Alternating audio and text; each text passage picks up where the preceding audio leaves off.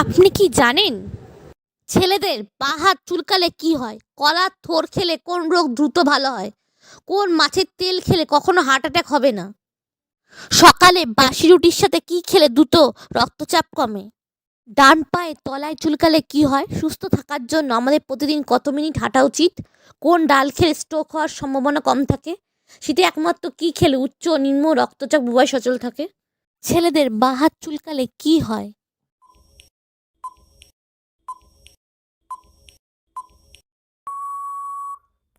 ডান হাত এবং বাঁ হাত হাতের তালু চুলকানোর সঙ্গে দুটি হাতের পাতায় যুক্ত। ছেলেদের ক্ষেত্রে মনে করা হয় বাঁ হাত চুলকালে খরচ বাড়ে এবং ডান হাত চুলকালে হত্যাগম হয়। কলার থোড় খেলে কোন রোগ দ্রুত ভালো হয়? জন্ডিস, আলসার, কোষ্ঠকাঠিন্য, লিভারের সমস্যা।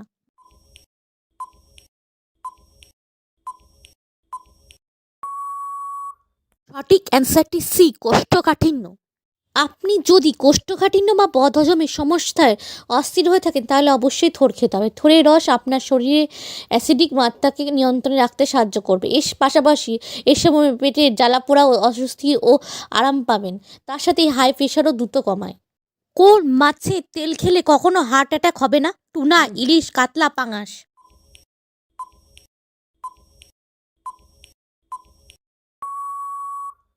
সঠিক অ্যান্সারটি এ, টুনা। সকালে বাসি রুটির সাথে কি খেলে রক্তচাপ দ্রুত কমে? দুধ, মধু, কলা, লিকার চা।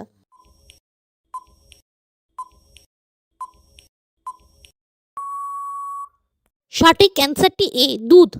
কোন ডাল খেলে স্ট্রোক হওয়ার সম্ভাবনা কম থাকে? মুসুরির ডাল, খেসারির ডাল, ছোলার ডাল, মুগ ডাল।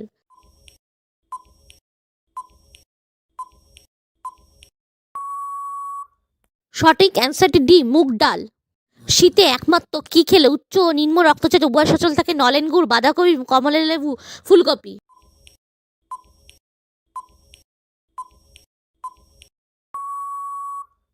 সঠিক অ্যান্সারটি এ, নলেন গুড়। গুড়ের পটাশিয়াম ও সোডিয়ামের উপস্থিতি শরীরে অ্যাসিডের মাত্রা বজায় রাখতে সাহায্য করে। এটি স্বাভাবিক রক্তচাপের মাত্রা বজায় রাখে। গুড় রক্তনালীকে প্রসারিত করে, মসৃণ প্রবাহ ও রক্তচাপ স্থিতিশীল করে। তাই কেউ যদি উচ্চ বা নিম্ন রক্তচাপে ভোগেন তাহলে খাদ্য তালিকায় নির্দ্বিধায় নলেন গুড় রাখতে পারেন। সুস্থ থাকার জন্য আমাদের প্রতিদিন কত মিনিট হাঁটা উচিত? 20 মিনিট, 30 মিনিট, 25 মিনিট, 10 মিনিট।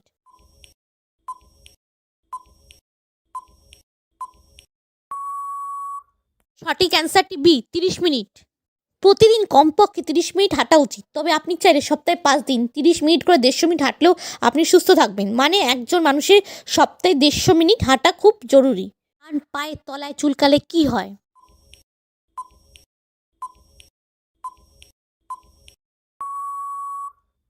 ডান পা বা পায়ের তালু চুলকালে সমুদ্র শাস্ত্রে এটিকে শুভ সংকেত মনে করা হয়।